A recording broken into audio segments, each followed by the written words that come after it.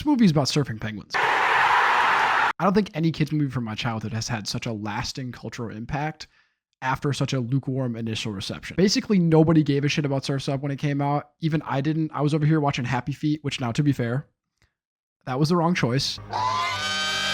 But the movie struggled at the box office and struggled critically, and so it's kind of a wonder we never got a follow-up or a sequel. We did? Oh my God. All right, that shit does not count. I never cared about Surf's Up as a kid, mostly because I thought it was weird and crass. And now, to be fair, it is kind of weird and crass. But that sort of thing appeals to me way more at 22 than it does at 7 for some reason. I think it's sort of amazing that a small subsect of my generation has latched onto this movie and kind of made it a cult classic in its own right. I think Surf's Up is seen in a much more positive light now than when it was released, and I think that's due to a few key things. The writing is actually pretty solid. Yeah, there's a poop joke, but some of the lines here are genuinely hilarious. Stepped on me. Stepped on me?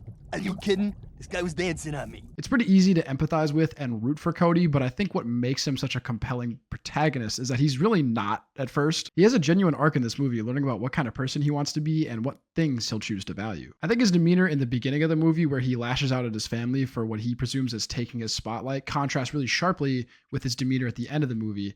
And I think it adds a satisfying layer of character development to an underdog story like this. Z is great, Chicken Joe and Tank are fan favorites, and overall the voice cast is doing a great job across the board, from Jeff Bridges to Shia LaBeouf. I think if you took what I just stated, combined it with some really solid animation and a great soundtrack, tossed in the aforementioned poop joke, you'd have a pretty solid kids movie. But Surf's Up does something that I've never seen an animated kids movie try before, and it does it so well that it has this lasting staying power, and I think it's the reason it's still discussed today.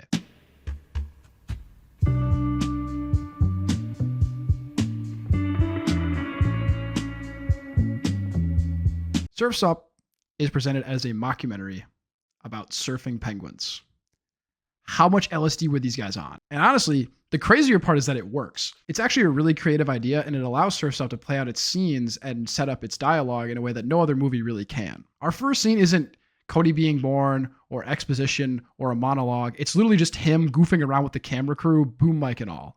And while I think the mockumentary setup allows for some really efficient and creative writing, I want to focus on the cinematography aspect of it first. So to start off, this premise obviously allows for a drastically higher variety of shots. We get traditional wide angles and framing, along with dynamic camera movement expected from 3D animation. We also get a lot of handheld stuff and what I would call IRL, in real life techniques, if that makes sense. We get fast cam zooms, camera shake, and these sick-ass fisheye cams. Seriously, these have no reason going this hard. The movie freewheels between all these methods whenever it wants, just to fit the scene at hand, and obviously this allows for a lot more creativity cinematically, but I think it also services the writing extremely well. Because if you remember, the camera is physically there, which means that the camera guy behind the camera is also physically there. This means that the camera can actually become part of the joke, like when Chicken Joe is hanging out with the natives. Look, man, please don't cancel me, all right? I don't really know how to handle this problematic portrayal of Native Islanders, so just let's get off that right now. But while Joe is here, the camera crew is too, because obviously they need to get the footage, and you can actually see in the shot bushes that the crew are hiding behind, supposedly, and this means that the camera guy can get stabbed, and they can play it off as a joke. When Lonnie and Cody showed up to Z's, he actually reacts to the camera crew being there, which could be regarded as another decently creative gag in the moment, sort of kind of, parodying reality TV at the time. But I think it also works really well to foreshadow Geek's eventual reveal as Z, because it kind of makes sense that he'd be super cagey about a camera crew just showing up and proving that he exists. While I think there are a few creative gags involving the camera crew or with someone acknowledging the camera crew, Look at those little legs. Tick, tick, tick, tick. I think this mockumentary setup really services the genuine writing of this movie. Case in point is the opening itself. We jump around from interviews of Cody to his mom and his brother, and it results in a seamless and quick flow of information. This kind of setup would take at least another 5 minutes in a traditional kids movie, because we need real scenes to set up and play out these character dynamics and flesh out how these characters feel. But since we're a documentary crew, we can just ask the characters how they feel, and it feels natural. This obviously extends throughout the whole movie, and the documentary crew interviewing characters before or after major events can give us a lot of insight into how they're feeling about said event, like after Cody leaves Z. And once again, I think they do a great job of using this premise to tell jokes that you really can't in any other format. Like after Cody finds out Geek is Z, They cut to him talking about like, hey, you know, I wanted to give him some space, wanted to make it chill, like don't want to be up in his grill. And then just immediately jump cut to him all over Z about it. And it's hilarious. Like, this is a joke that cannot be told in a standard movie. It's also used to set up jokes like Tank's trophy demonstration.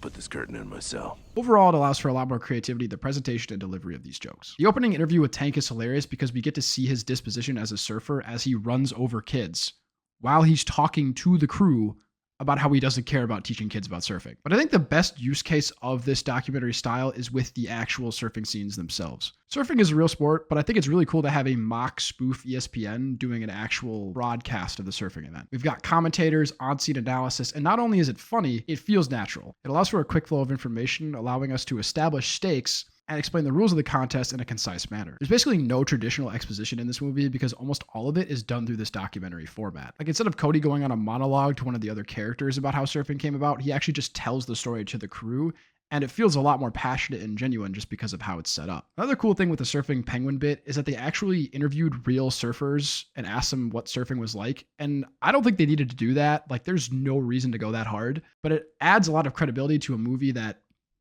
just kind of benefits from it, to be honest. I also think that in terms of the climax, the broadcast style delivery is extremely effective. For one, it's super unique. Almost no film, let alone kids movie, commits to this premise this hard, and even sports movies really don't go this hard on the whole sports broadcast thing. But two, I think it's genuinely exciting. Commentating is something that can take a game or series from a fun time or momentary nail biter into something that is just an irrevocable piece of sports history forever lodged in your brain. For me, it's a Minneapolis Miracle. I remember sitting at my dinner table, eating my noodles after basketball practice. I'm eating these noodles pissed, man. Like, this is the least fun I've ever had eating because I'm like, man, season's over. Case Keenum career year, 13 wins, all just to lose to Drew Brees. And then I remember running around the living room in circles because Stephon Diggs was sprinting into the end zone. And now every time I hear Joe Buck say those iconic words, The pass is caught! Diggs! Sideline! Touchdown! I'm transported back to that moment. Kawhi shot against the Sixers, the LeBlanc, Dodgers, Astros. All of these moments are heightened by great commentating. All of this is a long-winded way of saying I really like the presentation of this finale, and I think it's really unique, and it adds a lot of energy to a scene that needs it. And really, that's my whole point with this video. Surf's Up is a fun movie, a good movie even, on paper. But when you add this unique presentation, it takes on an entirely different style and feel. The way the exposition is delivered, the shots, the dialogue, the introductions, the gags, the climax, everything is different because of this mockumentary style. And it's because of how different Surf's Up is that I think it's maintained its relevance for so many years and is still discussed today, because if you think about it, there isn't really another animated movie like this.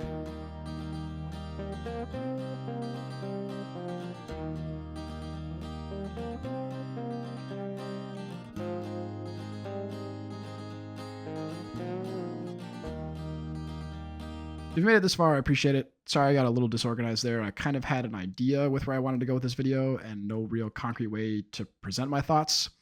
If that isn't ironic, sorry again for going off the grid. A lot of stuff happened. I went to London to study abroad. I took the LSAT. I got a job. So hopefully I should be uploading more consistently until the end of the year. I'm not going to make any promises because every time I do, we end up here. And I really don't want to do that. So anyway, thanks for watching. More stuff coming soon. I'm going to go play Rocket League.